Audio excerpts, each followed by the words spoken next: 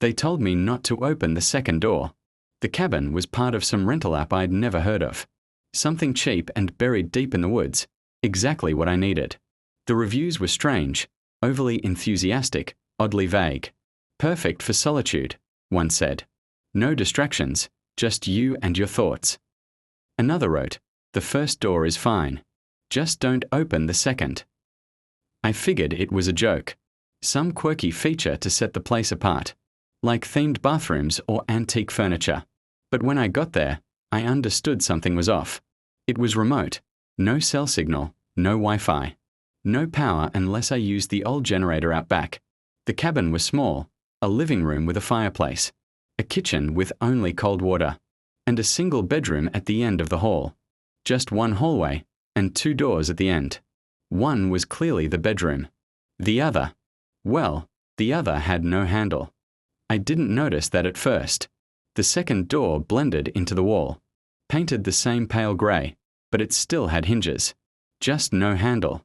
No lock. Just a narrow black slit at the bottom, wide enough to slide a piece of paper through. There was something eerie about it, even in daylight. I avoided it at first. Slept with the door to the bedroom shut tight. But then the scratching started. It came from behind the second door. The first night I heard it, I thought it was mice. Little scratches, rhythmic and quick. But then they stopped the second I got close. I remember crouching in front of it, listening, my breath caught in my chest, and hearing nothing.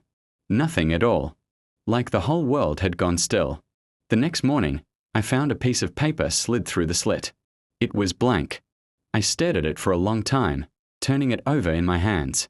The paper was yellowed slightly, like it had aged in a drawer for years. I opened the front door, half expecting to see someone out there. But the woods were silent. Still. Nothing but trees and my own breath. The second night, the scratching started earlier. This time, I waited. Didn't move. Just listened. It would scratch, then stop. Scratch, then stop. And then, after an hour or so, another piece of paper slid through.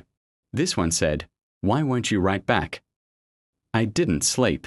By morning, I had convinced myself it was a prank. A speaker in the wall, maybe. An old guest with a twisted sense of humor. I even laughed a little, trying to shake the cold that had settled into my chest. But I didn't leave. I should have. God, I should have.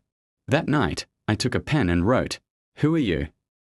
I slid it through the slit. The response came almost instantly, like it had been waiting.